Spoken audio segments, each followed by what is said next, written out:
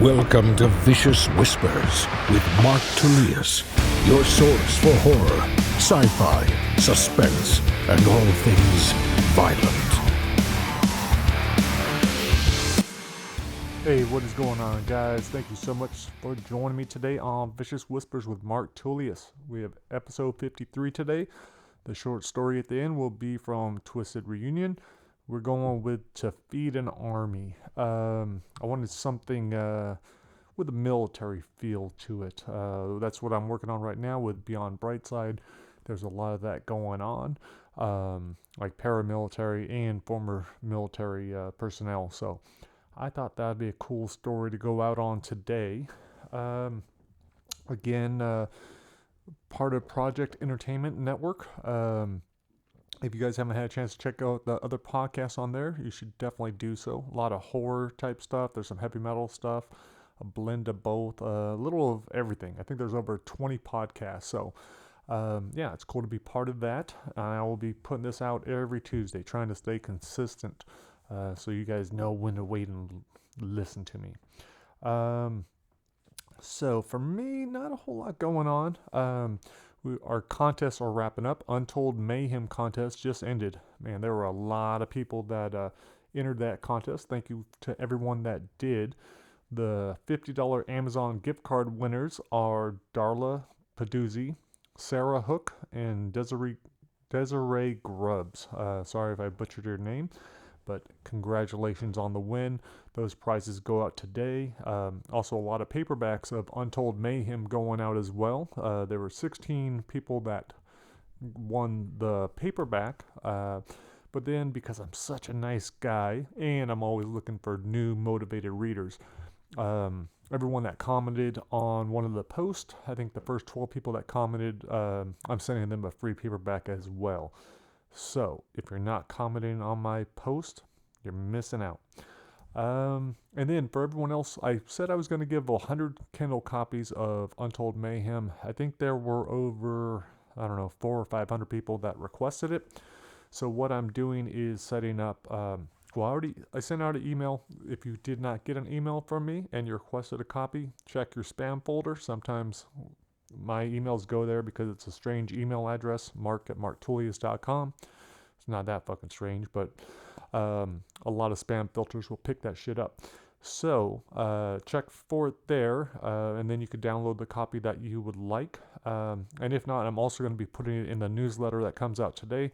So there will be a link today for the Untold Mayhem book. If you did not request it, you're still welcome to go ahead and download it. Definitely want to get people's opinions. Reviews are coming in. A lot of people seem to enjoy it. The same thing with Try Not to Die in Brightside. A lot of positive reviews on that as well. So that's pretty cool. But one thing I was thinking of this week is, man, I'm so excited about Beyond Brightside.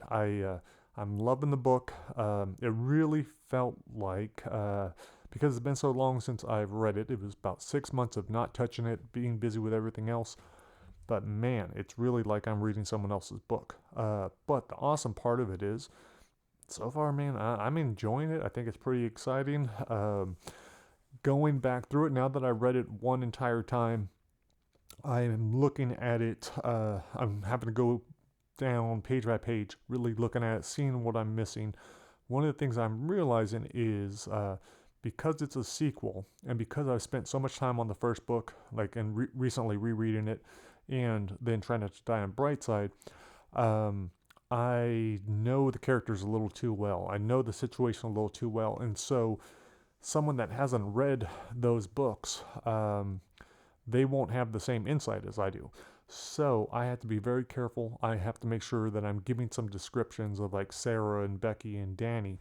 Because in my head, when I'm writing it and reading it, it's like, well, I know who those characters are. Those are the main characters. I know exactly what they look like, blah, blah, blah. But now that it's the sequel, I really need to, start putting that stuff in there, sprinkling it in. So that's what I'm doing in the first half of it. The second half of the book, it's actually, the second half is pretty solid too. It's just the ending that really needs to be beefed up. So, it's going to be on the shorter side, but it's also a fast-moving book. And the nice thing is I should be done writing that probably within, let's say, 2 months. And then it just has to be edited, but it's already pretty well edited. So even that edit is going to be fairly fast. So for sure, this book will be coming out this year. Yeah, I'm very excited about it. Super cool. But what I was thinking of the other day was, I'm so gung-ho on this. I'm working on some adult cartoon, not like X-rated adult cartoon, although it does get pretty raunchy. So I've been working on developing that. I'm working on these other things, working on Beyond Brightside, other projects. And I realized, I was like, man, I didn't spend any time celebrating the release of 2 books. I had, 2 books back to back, the Trying to Die on Brightside, bam, right there, and Untold Mayhem. So those books came a week apart from each other. They're getting good reviews, but I didn't spend any time like really celebrating the release. First time they came, I don't even know if I opened up the box for like until the next day. I think Untold Mayhem, I probably didn't. I don't even think I posted anything about it the first day it came out. So it's just, I don't know. I don't spend a lot of time in celebrating the finished product. Maybe I do when I finish writing. I probably go outside and smoke, which again isn't very different from what I do every day. So yeah, there's no huge celebration. It's just another thing that I did. Hopefully people will like it. But once it's done, it's done. And then, I still spend time with marketing and those aspects of it. But as far as being, happy or complete or whatever, it's none of that. I'm already on the next project. It's like, all I care about is creating. Some people may say, maybe that's not super healthy and you should spend more time appreciating what you've done and blah, blah, blah, blah, blah. I was like, fucking life is too short for that. I want to get in all these stories, all the stories that I have in my head, all the projects I want to do. Like, the only way they're getting done is if I'm fucking on it, if I'm doing a little bit every day. So that is the plan. I'm motivated. My daughter, she came down last night before going to bed, and she saw Beyond Brightside just spread all over the table and asked me what I was working on. So I was telling her about the problem with writing a sequel and how it can be difficult and blah, blah, blah.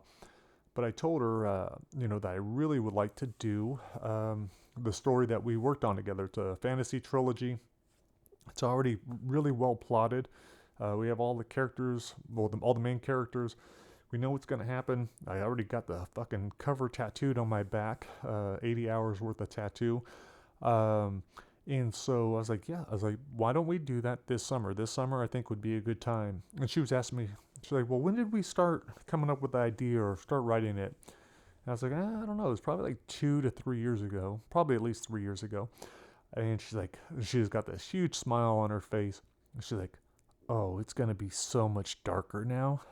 I was like, that's cool. I was like, I'm good with that. I'm kind of known for the darkness in me. Complete opposite of what I am here with her and my son, and just in general. I'm not a very dark or mean or scary kind of guy, but I do like to write dark and disturbing stories. So I told her, we'll take it whichever way feels right. I'm good doing a very, very dark fantasy series, sort of like Game of Thrones type darkness. I said, but we'll see when we're writing it. But it was cool to see how excited she got. And she's about to turn 12, but she reads well past her age. She'll devour books. She could read a couple in a week. And so because she spends so much time reading fantasy, like that's her thing. That's why she's able to help me so much with the development of this book. So that'll be really cool to do. And then I was telling my son, there's a character that's designed after him on my back. He got to pick what animal he wanted that would also be in the story. So he has a lion, and he's kind of given some ideas about this lion and name-wise and everything else. Although I think the first name he came up with for the lion was Brian. So I was like, no, dude, we're not calling the lion Brian. Nice little rhyme, but I was like, no, we're not doing it. But I was telling him as well, we'll bring him in to some of the writing sessions and just see like what he thinks his character would do, or if there's anything cool he can add. Because something I've learned is you really could learn from anyone. Maybe 9 of his ideas are not going to be any good, but there might be one that's really good, and he's going to feel included. It'll be more of like a fun little like family project. So that would be really cool if we do that over the summer. We'll see whether or not that happens, whether or not my daughter could be motivated to get on it and to really help me with it. But Brightside will be done. Beyond Brightside will be finished. I still need to work on The Bridge, which is part 2 of like the sequel to Messiah, part 2 of the 5-book series. And that was like halfway done, but I think it'd be kind of fun to throw the trilogy in between. But yeah, fuck man, talking about all that stuff kind of, it's a little overwhelming at times because I also have all these try not to dies that I'm popping in and out of. But again, I'm glad that I have all this. I don't have to stay on one project. I will stay on Beyond Brightside until I'm finished with it. That will definitely help me. This is like the final push. But even then, as soon as I get this final push done, it's going to be the editor for a month before I do like a final pass on it. And so in that month, I'll either work on short stories or this other book or the trilogy or the Try Not to Die. So I'm always staying busy. I don't know. I think that might be about it. I had been tempted to talk a little bit about speaking German, trying to learn the language, apps I'm using, and the new Brightside version that's in German. But I think I'll save that until next week when I actually get the physical copy of the German version. And I'll maybe read a page or two to you guys. So that'll probably be next week's episode or the week after, depending on what's going on. But just wanted to come on real quick, let you guys know what's going on, and yeah, I said we end this so I can go work on Beyond Brightside. You guys don't give a shit what I'm saying. You guys are here for the free story, right? Hopefully. Well, actually, hopefully you care a little bit about what I'm saying too. All right, but I think you guys would all rather I go and be productive than keep on babbling. So let's do it. This is from Twisted Reunion, To Feed an Army, narrated by T. Quillen. Hope you guys enjoy it and come back next Tuesday for episode 54. All right, guys. Peace.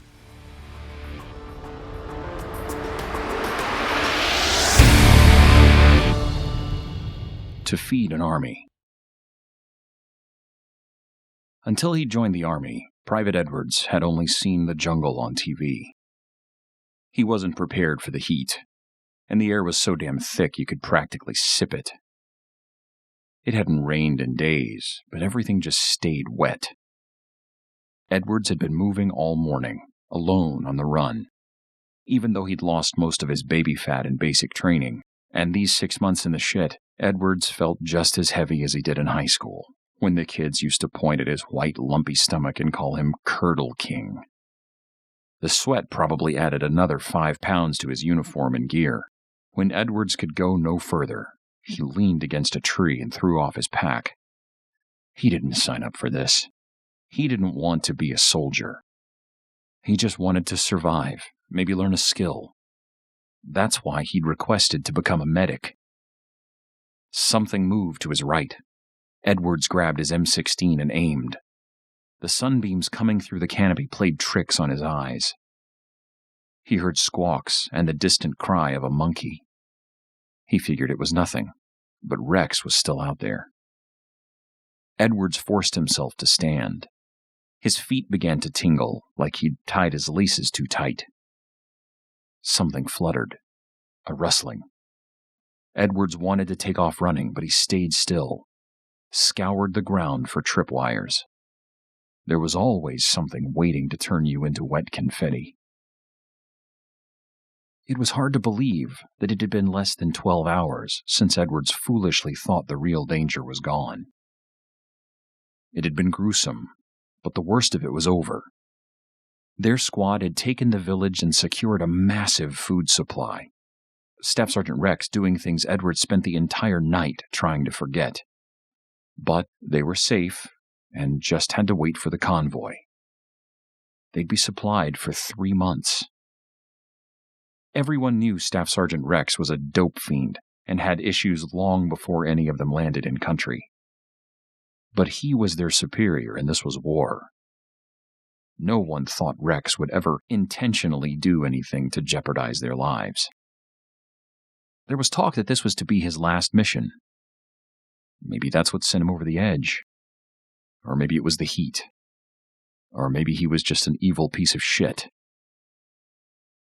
Whatever it was didn't matter. Edwards just wished he could get Rex's knife tricks out of his head. An hour after breakfast, Rex had called everyone over to the open-walled hut where Ornales, Shipley, and Curtis lay sleeping. Edwards was squatting in the bushes, halfway through a shit that was more of a spray. He almost yelled he'd be right there, then noticed no one else was hurrying. Jennings was last to join the group, his hand holding his stomach. Neither Rex nor Jennings said a word to any of the men still sprawled on the floor. Nothing special happened. There was no provocation. Rex just started blasting. Jennings and McKinney, headshot, headshot. Everyone else got one in the chest. The entire squad, dead, in seconds. Tendrils of smoke curling from the barrel of Rex's gun. That shit saved Edward's life. But he knew he had to keep moving. If he didn't, he'd end up like the others. So Edwards started running again. He didn't check for traps or hiding gooks. All those drills and training evaporated in the clammy mist. Sweat cascaded down his back and legs, dripped into his socks. He wiped his forehead and a chill ripped through him. A wave of nausea stopped Edward short, and he doubled over in pain. Invisible hands were twisting his guts like they were wringing a wet towel. It was just like the time he'd had a bad oyster on vacation with his folks, his stomach cramping so hard he saw stars. But he'd barely touched the powdered eggs for breakfast, and last night he'd only had coffee and cigarettes. Unable to eat after watching Rex's wet work. Another sharp abdominal pain dropped Edwards to his knees. The M16 fell from his hands, and he grabbed his throat. It was closing up. He gasped, but just barely. Something was moving near him, crunching over branches. He reached for his gun, but fell onto the muddy leaves. He didn't even try to get up. He just curled into himself. His rifle lay a few feet away. Sweat rolled into his eyes, and he realized he couldn't blink. Something awful was coursing through his veins. A spider or bug must have crawled into his clothes. He hadn't felt anything bite him, but that had to be what happened. In training, they'd given him a little book of dangerous insects, but he'd lost his the first week. Edwards tried to sit up, but he couldn't move. It was like he'd been filled with cement. If the enemy found him like this, he wouldn't even be able to turn over.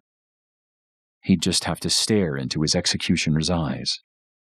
He prayed it wasn't anyone that had escaped the village. He knew what they'd do to him. Now everything was black.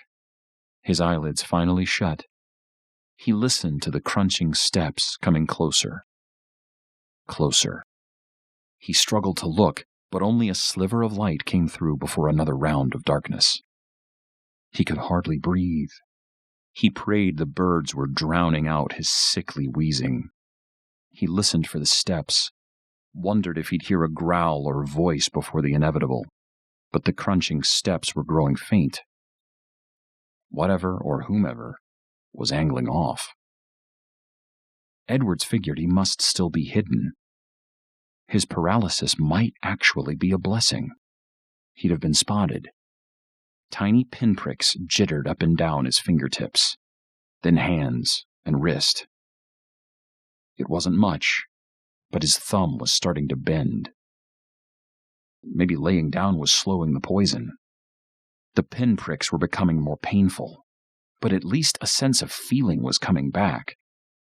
If the poison passed, Edwards could get to his pack. There was a vial of epinephrine. Why the hell had he taken off his gear? Again, he tried opening his eyes. It was like lifting a rusted roll-up door on a cargo truck. But he could make out glossy leaves. His vision was still blurred and he couldn't turn his head, but he was sure he was lying next to a slow-moving black stream. He didn't remember a stream before he'd fallen, but here it was, washing over him. He could feel it moving up his hands. It made no sense, but it had to be freezing because the pinpricks spread over his arms and neck. Edwards tried to tilt his head to get a little of the water into his mouth. It was so close. A few pinpricks hit his chin.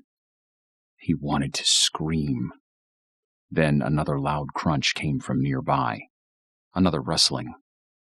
Edwards hoped it was a small, cute animal, that he'd open his eyes and see a cartoon fawn lapping at the stream.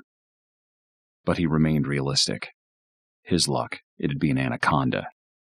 Then he heard a voice he knew. He'd heard it every day for the last 6 months. God damn, Eddie. You came all the way out here to take a nap? Rex's words were mumbled. It sounded like he was wearing a gas mask. If you wanted to sleep in, all you had to do was ask. You could have invited your friends here, had a sleepover. Edwards didn't know what the lunatic was talking about.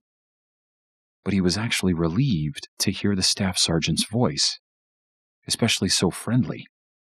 Maybe Rex didn't want to be alone in the jungle. Rex could open his pack, inject the epinephrine. Even if it didn't work, he might be able to carry Edwards to the village. You feeling okay there, Eddie? You're not looking so hot.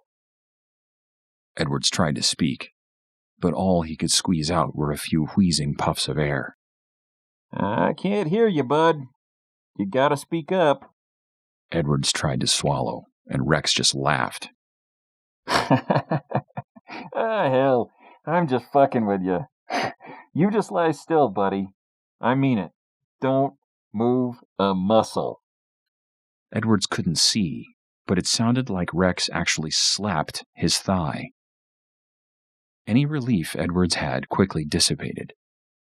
Edwards curled his fingers, imagined them wrapping around Rex's throat, but he gave up and tried to look in the direction of his pack. He couldn't actually see it, but he hoped that resetting his gaze and quickly looking left might get Rex to stop fucking around and help. I gotta say, Eddie, for a blueberry piece of shit, you sure can move. I don't know how you made it this far.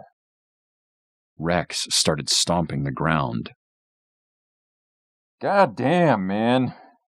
I don't know how you weren't flipping the fuck out right now.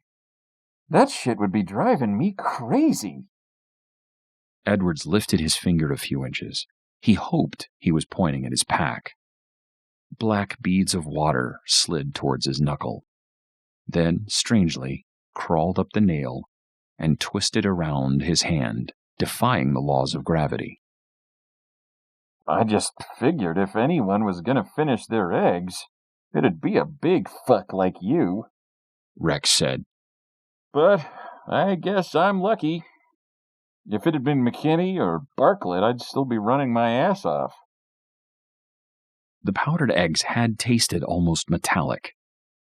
Edwards had just assumed that it was the water from Rex's canteen. Now he knew the truth. They'd been poisoned. It's why Rex had been able to take everyone out. Bartlett was the fastest draw in the squad. Rex started cursing, smacked at his skin, and hopped around like he was on fire. A water bead trickled down into Edwards' ear and burned, and that's when Edwards saw the undulating black stream thinning on the ground in front of his face. Little droplets spread out and crawled towards his eyes. It wasn't water. It was ants. And they weren't the kind you find at a picnic. They were devouring Edwards, and there was nothing he could do but blink. Now, this is an army, Rex said. There might be 20 million in this one colony, all working together. Rex spat on the stream of ants. A few got stuck in his loogie. Others scattered, but they found their way back towards their goal. Now, that's loyalty. They know what's important. It's not the individual, it's the team. Rex bent down and lowered his head so Edwards could look him in the eye. I knew you all were going to talk. You forced my hand. Rex shook his head. No, our boys have lost enough, perception-wise. I had to put us on track again. For the greater good. The M16 lay a few feet away. Edwards tried to fling his arm, but it barely moved. He felt an ant crawling up his cheek and closed his eyes. It gnawed at the thin layer of skin until bits of red light filtered through. Edwards tried to cry out, which sent a battalion of ants into his mouth. He gagged, almost puked. Rex stood, walked over to Edwards' M16, and picked it up. I am sorry, though. I want you to know that. He forced a little laugh.